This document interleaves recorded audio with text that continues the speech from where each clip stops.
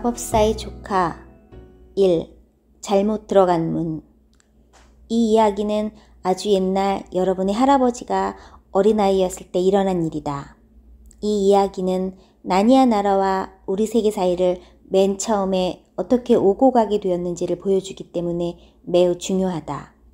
그때는 셜록 홈스가 베이커 거리에 살고 있었고 베스터블가의 아이들이 루이섬 거리에서 보물을 찾던 시대였다. 만약 여러분이 그 시대에 사는 남자아이였다면 날마다 빳빳한 이팅 칼라를 달고 다녀야 했을 것이다. 게다가 학교는 지금보다 훨씬 엄격했다. 그러나 음식은 그때가 더 맛있고 달콤했다. 괜히 말해보았자 입안에 군침만 돌 테니까 음식들이 얼마나 값싸고 맛있었는지는 이야기하지 않겠다. 그리고 당시 런던에는 폴리 플러머라는 한 여자아이가 살고 있었다. 그 여자아이는 집들이 옹기종기 들어선 주택가에서 살았다. 어느 날 아침 폴리는 뒤뜰로 나갔다가 옆집 정원에서 한 사내아이가 담장 위로 얼굴을 쑥 내미는 바람에 깜짝 놀랐다. 여태껏 그 집에는 노총각 노처녀인 캐털린 남매만 살고 있어서 어린아이라고는 한 번도 본 적이 없었기 때문이다. 폴리는 호기심에 가득 차서 담장을 올려다 보았다. 낯선 그 사내아이의 얼굴은 몹시 지저분했다. 한바탕 울고 난 뒤에 흙 묻은 손으로 문질렀다고 해도 그보다 더 깨끗할 것 같았다. 사실 그 애는 지금 말한 것과 비슷한 짓을 했다. 폴리가 말했다. 안녕? 사내아이가 말했다. 안녕? 이름이 뭐야? 폴리. 너는? 디골이야. 어머, 이상한 이름도 다 있네? 폴리보다 이상하진 않아. 아니야, 이상해. 무슨 소리? 하나도 안 이상해. 어쨌든 난 세수는 해. 네가 지금 해야 할 일은 바로 그거야. 특히 폴리는 말을 멈추었다. 엉엉 울고 나서는 말이야. 하고 말할 생각이었지만 그런 말은 예의에 어긋나는 것 같았기 때문이다. 디고리는 자기가 울었다는 사실을 남이 알든 말든 개의치 않을 정도로 불쌍한 아이처럼 더 큰 소리로 말했다. 그래, 나 울었다. 너라도 울었을 거야. 정원 끄트머리엔 강물이 흐르고 조랑말이 있는 시골에서 살다가 어느 날 갑자기 이런 지저분한 소굴로 왔다면 너라도 마찬가지였을 거야. 폴리는 분기해서 말했다. 런던은 소굴이 아니야.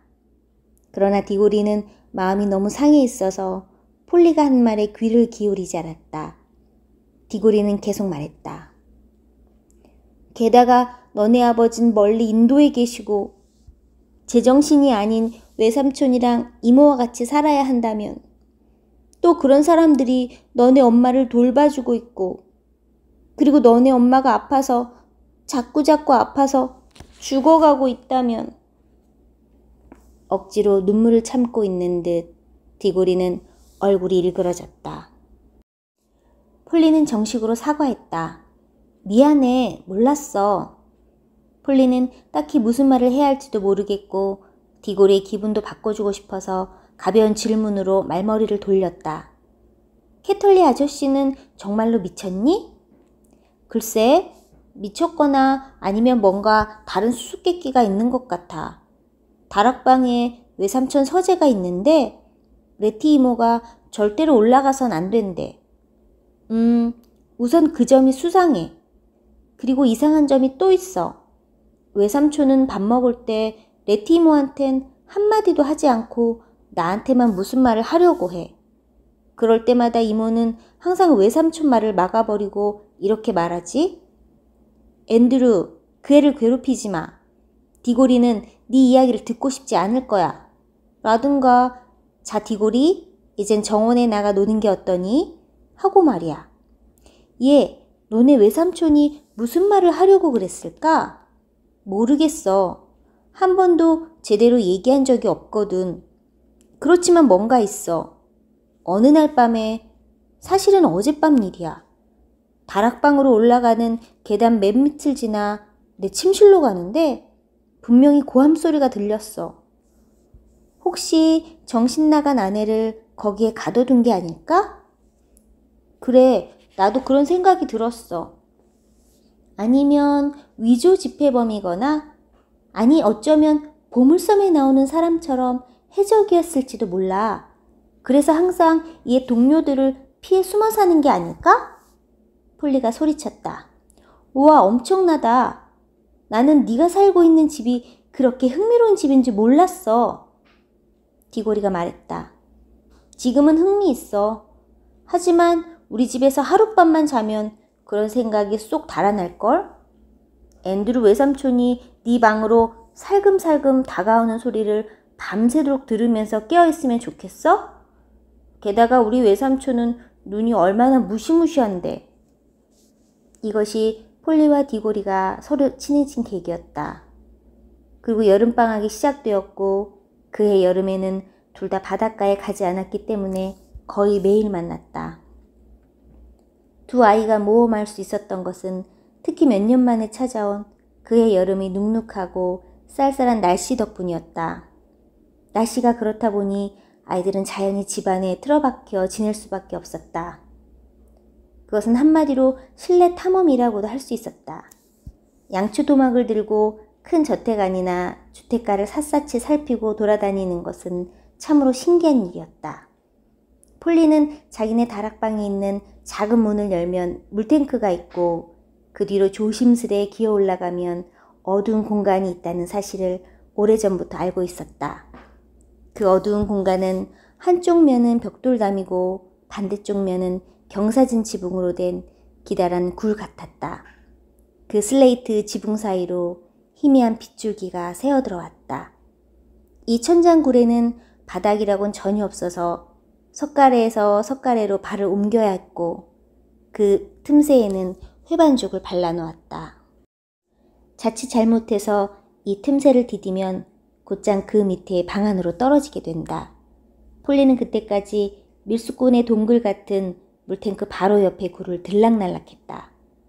폴리는 낡은 상자와 망가진 부엌 의자들을 가져와 조금이라도 바닥을 만들려고 석가래와 석가래 사이에 걸쳐 놓았다.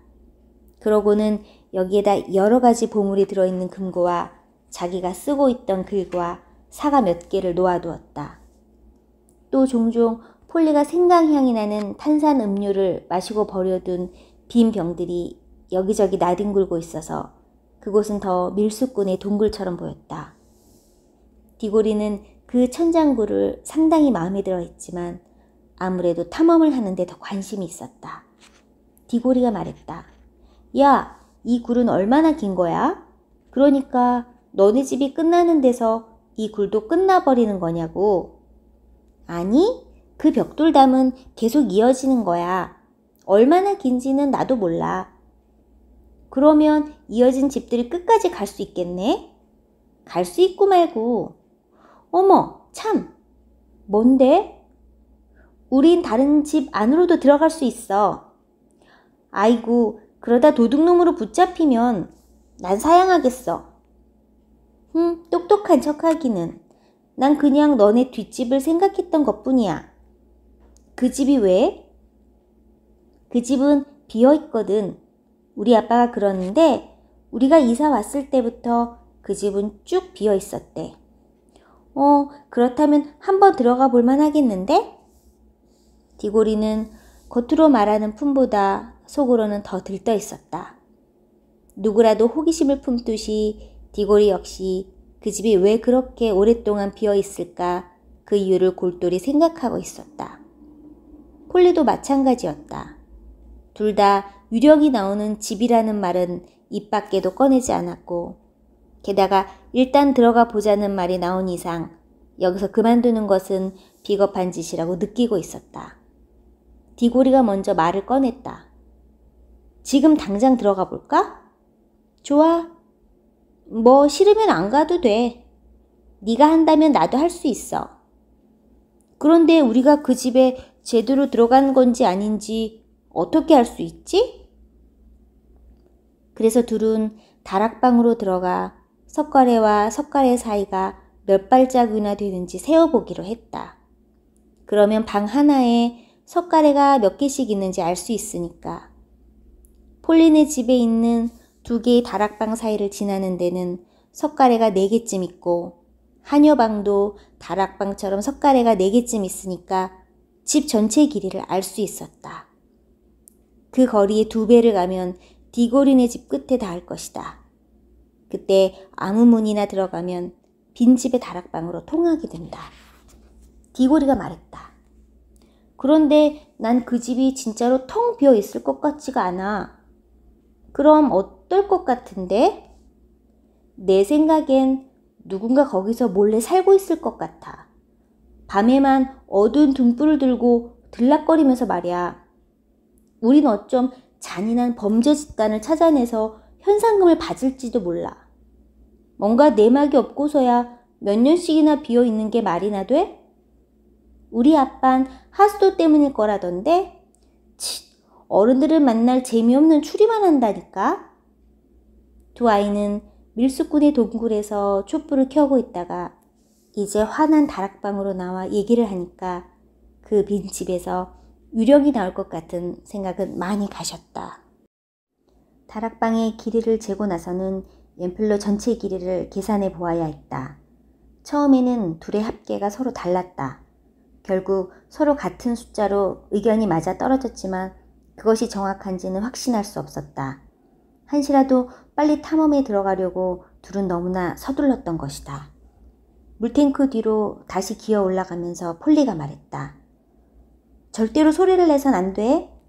너무 중요한 순간이라 둘은 각자 손에 촛불을 들었다. 그곳은 아주 깜깜하고 먼지투성이에다 폴리와 디고리는 석가래에서 석가래로 건너가면서 가끔씩 우린 지금 너네 다락방 맞은편에 있어. 우리 집을 반쯤 지나온 것 같아. 하고 속닥거렸을 뿐 아무 말도 하지 않았다.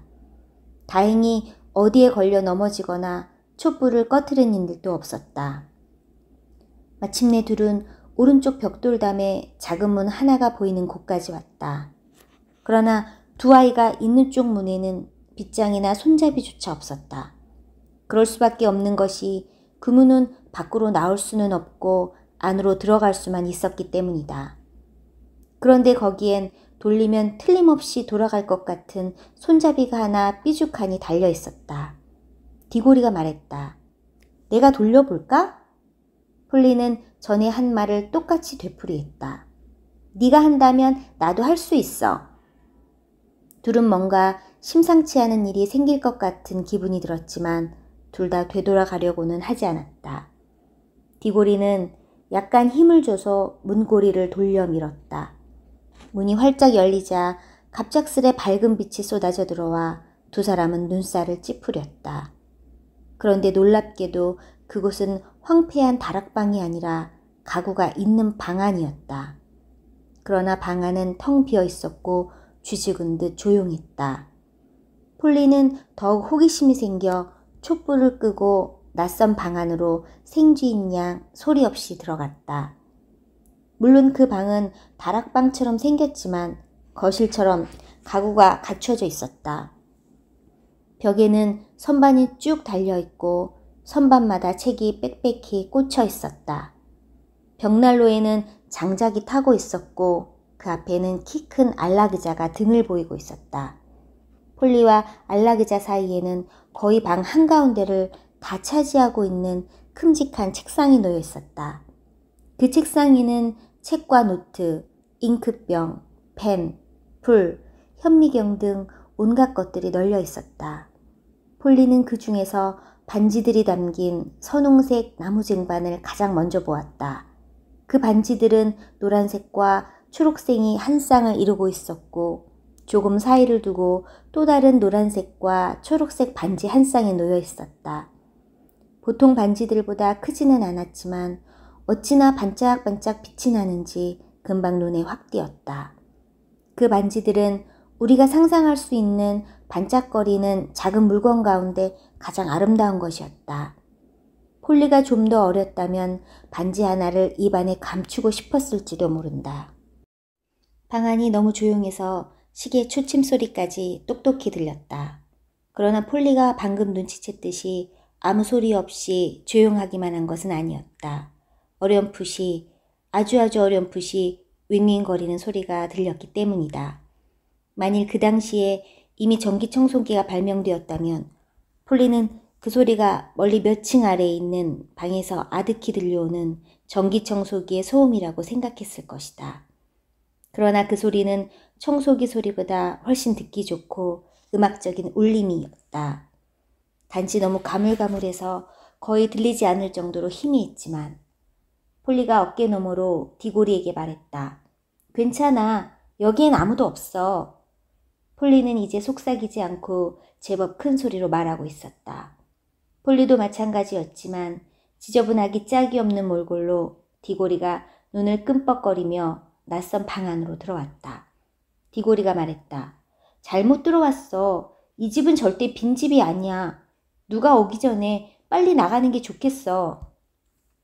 폴리는 색깔 있는 반지들을 가리키며 물었다. 저것들은 뭘까? 디고리는 한시가 급하다는 투였다. 야, 제발. 여기서 빨리 나갈수록. 순간 무슨 일이 일어났는지 디고리는 하려던 말을 끝맺지 못했다. 느닷없이 벽난로 앞이 알락의자가 움직이더니 마치 함정문에서 튀어나오는 팬터마임의 마귀처럼 앤드루 외삼촌의 섬뜩한 모습이 불쑥 솟아올랐던 것이다. 두 사람은 결코 빈집에 들어온 것이 아니었다. 디고린의 금지된 서재 안에 들어와 있었던 것이다. 두 아이는 앗! 하고 소리치며 그제야 끔찍한 실수를 저질렀음을 알아차렸다. 좀 더 멀리 갔어야 했다는 것도. 앤드루 외삼촌은 키가 크고 빼빼 마른 사람이었다. 말쑥하게 면도한 긴 얼굴과 오뚝한 콧날에다 눈은 번쩍번쩍거리고 잿빛 머리카락은 마구 헝클어져 있었다. 디고리는 완전히 할 말을 잊어버렸다. 앤드루 외삼촌이 전보다 1000배는 더 끔찍해 보였다. 처음에는 그렇게 무서워하지 않던 폴리도 금방 겁에 질렸다. 앤드루 외삼촌이 방문 쪽으로 걸어가 문을 닫고 자물쇠를 잠가버려서였다. 그러고는 빙 돌아서서 번쩍이는 눈으로 아이들을 빤히 쳐다보며 이를 드러내고 소리 없이 웃었다. 앤드루 외삼촌이 말했다. 자, 이젠 그 멍청한 누이도 너희한테 힘을 쓸 수 없겠지? 그것은 도저히 어른이 할 만한 행동이 아니었다. 폴리의 가슴은 터질 것만 같았다. 폴리와 디고리는 아까 들어왔던 작은 문 쪽으로 뒷걸음질 치기 시작했다. 그러나 앤드루 외삼촌은 두 아이보다 동작이 훨씬 날쌔다. 외삼촌은 벌써 폴리와 디고리 뒤로 서서 그 문까지 잠가버리고 문 앞에 떡 버티고 선 채 손을 비비며 손가락 마디를 딱딱 꺾어댔다. 몹시 희고 아름다운 기다란 손가락이었다. 외삼촌이 입을 열었다. 너희들을 보게 돼서 정말 반갑구나. 내가 바라던 게 바로 아이 2명이었거든. 폴리가 말했다. 저 캐톨리 아저씨, 이제 저녁 먹을 때가 다 됐어요. 집에 가봐야 할 것 같아요. 제발 집에 보내주세요. 네? 아니, 아직 안 돼. 놓쳐버리기엔 너무 아까운 기회야. 나는 아이 2명이 필요해. 자, 보다시피 난 지금 아주 중요한 실험을 하는 중이거든.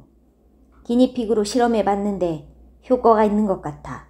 하지만 기니피그들은 말을 할 줄 모르지. 게다가 녀석들한테 어떻게 돌아오는지 설명해 줄 수도 없단 말씀이야. 디고리가 말했다. 있잖아요, 외삼촌.